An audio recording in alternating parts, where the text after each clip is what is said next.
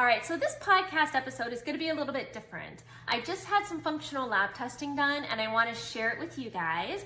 And I'm really excited because it is starting to change my practice in nutrition and just giving me better outcomes with my patients. And to be honest, we're getting to more root causes of issues that I would never have understood or realized without the right testing. So I hope you enjoy. You guys know me by now, and you know I love getting to the root issue of a lot of pathologies and symptoms and diseases. So to give you a little backstory of what I want to talk about today, I want to talk about functionality of health testing. So in March, April, I went for a wellness visit with my primary. To be honest, it's the first one I've ever had. I'm usually not a big fan of wellness visits, but having 3 little ones, I just wanted some blood work done. For my Hashimoto's, I wanted to test my antibodies. It was a while since I had my vitamin D checked, so I wanted to get that done and my B12. So for my wellness visit, I had my vitamin D, my B12, and my thyroid. So TSH, T3, T4, and my antibodies. So TGAB and TPOAB. The price with insurance, $700. So without insurance, at least what insurance was billed, it was $1,200. And I was very annoyed because that was just a slim snapshot of my health. And there's so many other things I wanted to find out that weren't tested. And to me, the cost is just absurd. And we know healthcare is out of control as far as costs. So a couple of my patients had told me about this Function Health with functional lab testing. And I saw Dr. Andrew Huberman had partnered with them. So I wanted to check it out. For roughly $500, you can get about 100 functional tests done. So very excited about that. And to be honest, 100% honest with you, some of these I've never heard of. So I learned quite a bit myself after being in practice for almost 20 years. So I wanted to take a few moments, go over this, and just kind of explain what it is, what it looks for, how really cost effective it is. And again, it's always great to have a functional practitioner look at it. I always like to look at these. I've started recommending them for patients because I can still order labs, but even through insurance, the cost is absurd. So let me show you this. Okay, so this is the website here. Let me go to my home page. And to be honest, it's completely user-friendly. So you have to go through a Quest Labs to get them drawn. So for me in Findlay, Ohio, that was near Kenton. You also had an option of going to Marion. So with this, you get 2 lab draws within 10 days to check your biomarkers. So you guys can see, let me pull up all of my biomarkers here. I had 121 biomarkers done for $500, which is insanely cheap, at least in my opinion. So I'm not gonna hide anything. You guys know I have a history of autoimmune. I have 3 autoimmunes. I really don't wanna get any more, and I just kinda wanted to get a good foundation of what I have and what I don't have, and at the very minimum, get a baseline. So this ANA tells me if there's any general autoimmunes. And of course, that was negative, which is a beautiful thing. For Hashimoto's, you can have a negative ANA but still have Hashi's. Hashi's is one of those that you have to get your antibodies checked for your thyroid. Otherwise, it can be completely missed. So they check some glycoproteins too for autoimmune. These are important for antiphospholipid syndrome. So that's linked to increased blood clotting. If you have a history of miscarriages, that's something to explore. Cardiolipid A, B, IgA, and IgG. So these can be connected to things, again, like antiphospholipid syndrome, as well as lupus. So really interesting labs. Centromere B antibody, looking at systemic sclerosis. There's different complement factors assessed. So these tell us there's something called a complement cascade biochemically. And so this tells us how efficiently the immune system is at fighting and clearing damaged cells. So all that looks beautiful. DNA antibody looks great. ESR tells us inflammation, right? We want that as low as possible. And you can see my number is a 2, which is perfect. I don't want it any higher than that. Rheumatoid factor, for rheumatoid arthritis, they checked a plethora of these. They checked me for scleroderma, sclerosis, SM for lupus, and Sjogren's. My mom has Sjogren's along with rheumatoid and psoriatic arthritis. So those are things I definitely do not want to get. The reason I added on an optional antibody panel was, again, just to kind of get a baseline. To be honest, I had started in, probably March or April with two, they look like psoriatic plaques on my left leg. And I was very upset. After my ibogaine journey, I felt amazing. And then of course, with 3 little kids, I don't have that time that I need to do my self-care. So I thought maybe stress was getting to me. Here, it's not psoriatic arthritis. So I was really happy about that. I'm happy to note that with cutting dairy out, doing some extra iodine and selenium and more sunshine and red light, my spots are pretty much cleared up. So that's an autoimmunity. And the beauty with this is you can get different panels added on to see, if you have a family history that is being expressed. So for example, if you know you're predisposed to certain cancers, you can get that added on, hearts. There's so many different panels that you can get looked at. The other really cool thing, and I've never had this checked, is it checks your biological age. So this is a good affirmation to me that what I am doing is working, because I am 15 and a half years younger than my calendar age. So pretty good. I want to keep it going in that direction because I want to be a healthy grandma someday and taking care of my babies. Blood panel, so nothing surprising here. They checked this with a regular CBC. Everything looks good there, so no anemia. Always kind of keep an eye out for things like that. Electrolytes, it's always good to know how you're doing with potassium, sodium, and magnesium. So all those are in range. This is something, again, that's never been checked for me. So to kind of give you guys a backstory with environmental toxins, I had multiple cavities growing up, multiple mercury fillings. And probably in 2011, I had them removed and I did a detox protocol. So I was a little bit nervous about my mercury levels, but they're beautiful. Lead looks great. Female health. So the really cool thing with this, if you ask your OB and your primary for a health panel, they typically won't do all of these. They won't check DHEA typically. They won't check free and total testosterone, which is critical for females. And they also, unless you're looking to have babies, won't check something called an anti-Müllerian hormone. So that just tells us how many eggs you have. And I was joking with my husband, I am very fertile for my age. I believe that we are done having babies, but I was just kind of teasing him about that. So heart markers, this one surprised me because my cholesterol, and you can see my healthy cholesterol is above range. So that looks really good. I've always had really good cholesterol panels. My grandmother died of congestive heart failure. There are aneurysms in my family, but really no heart attacks or strokes or anything like that. My total cholesterol looks great, my triglycerides. However, they do check lipoprotein A as well as apolipoprotein B.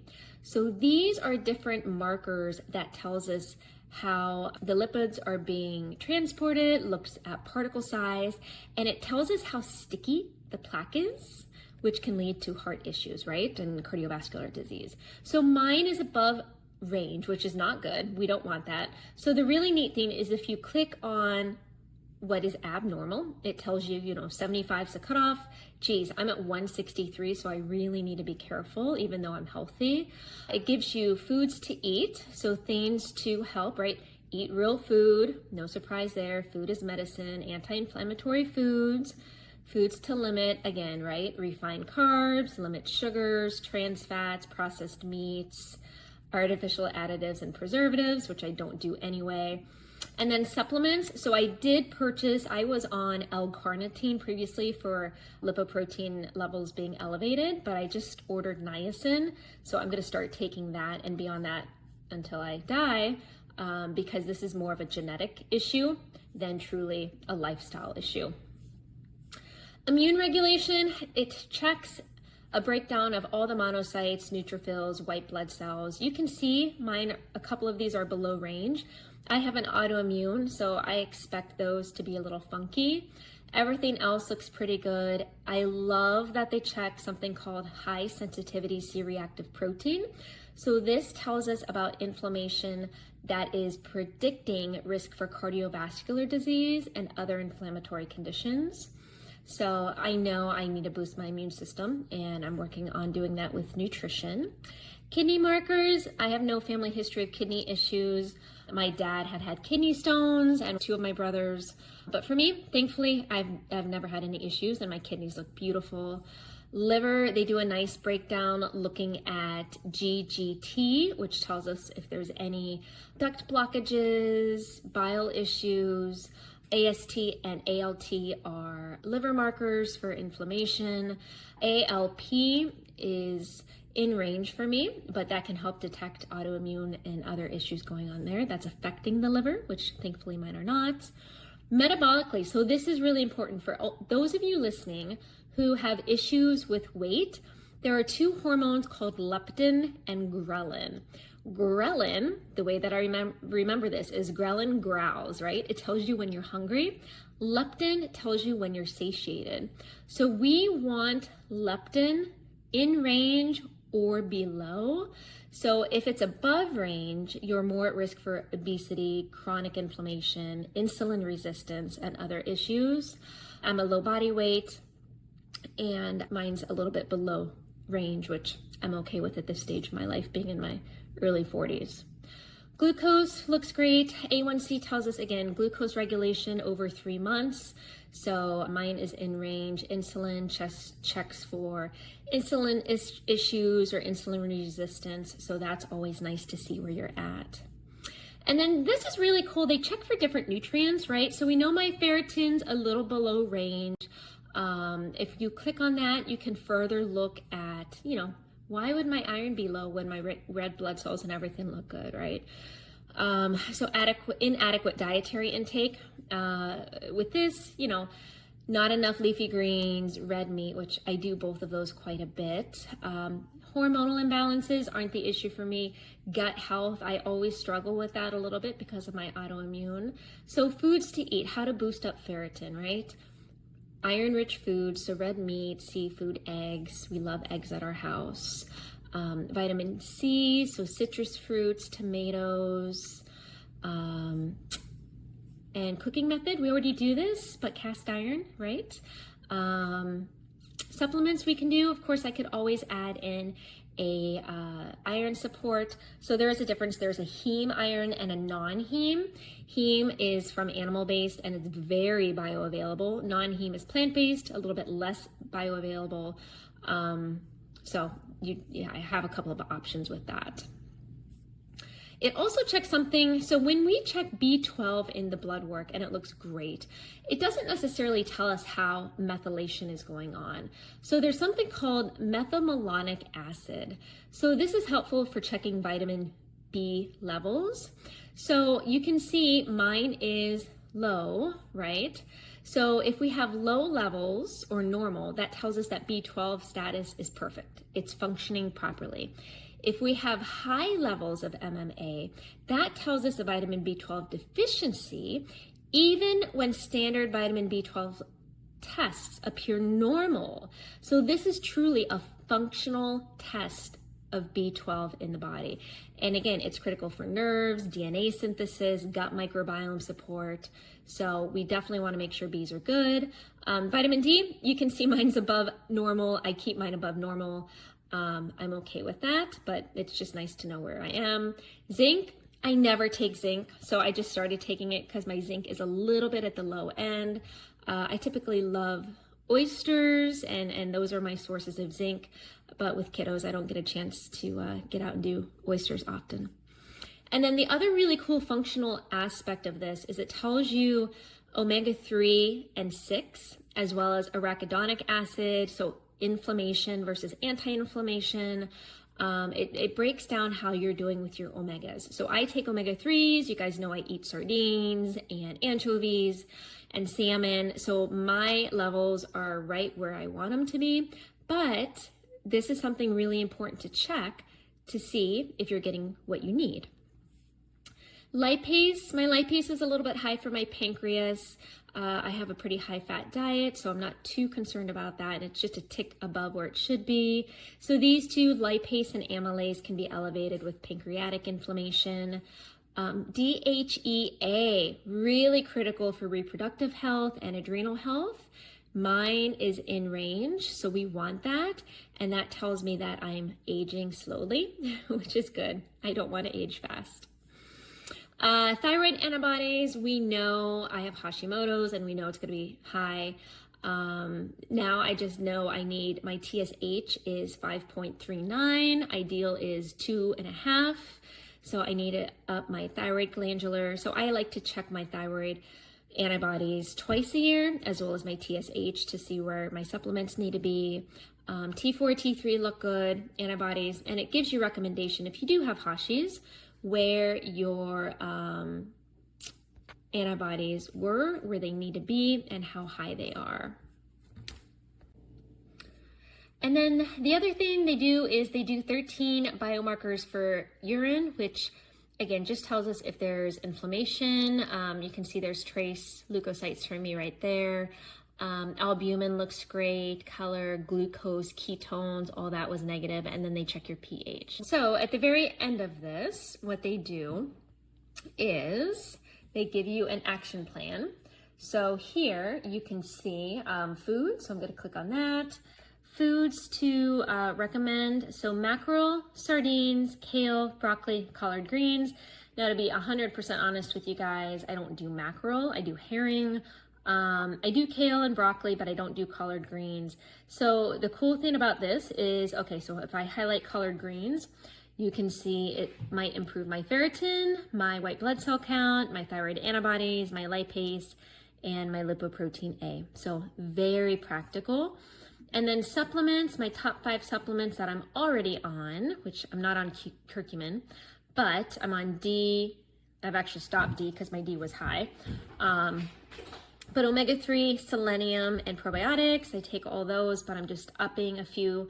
And then, you know, if I need some stress support, ashwagandha is a great one, bees.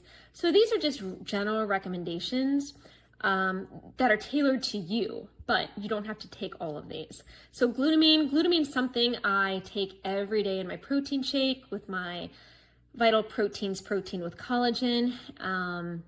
It's just great for gut healing and autoimmunity. So it's a scoop, I just throw it in there. I'm already doing minerals with my AG1, and that's about it. So really, really cool stuff. And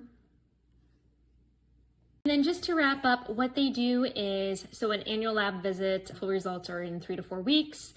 So my results are in, and then they will give you, which is not in yet. Let me go to my labs here. My health, all biomarkers. They will give you clinician notes, and they're in progress right there. So really neat. So you can, let me just pull up these add-on tests. And they recommend getting checked again in 3 to 6 months. So let me just skip this, no updates. Continue. If you're female and you get these done, they recommend that first draw within 2 to 4 days of your start of your period, and then the second one within 10 days. So pretty quick and easy turnaround. So the add-ons are pretty cool. So you just click your state. So of course I'm in Ohio. And here are their add-ons. So full retest, you can do that annually, and they'll keep track of what's out of range. And then let me go to the next one so you guys can see. And you can, it says now HSA FSA eligible. So I will start using that from here on out. Heavy metals, so I again added those on. I mean, shoot, 20 bucks for each or 30 for both.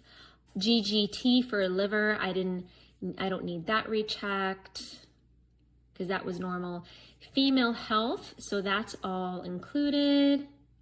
Nutrients, so you can just recheck the ones that you're out of range with.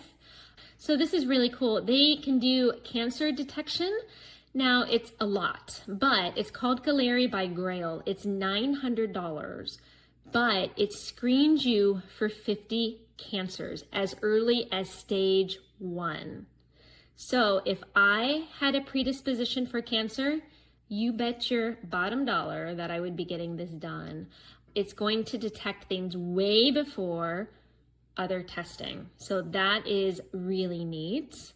Heart, you can do an extended heart and metabolic profile, genetic heart risks for, again, AFib, heart attacks, coronary artery disease. Hormones, you could do extended hormone health, especially if you have symptoms of PCOS, irregular menstruation, great for guys with low testosterone. So they check things like DHT, dihydrotestosterone, insulin-like growth factor. However, you cannot check this if you're on hormonal birth control, because guess what? It's not going to be reliable. And then you could also do an extensive health test for your thyroid, which are just the antibodies. You could do extended vitamins and nutrients. So it'll check a few more things like chromium, your CoQ10, copper, iodine. It can check if you are a methylator or not, so that MTHFR gene, right?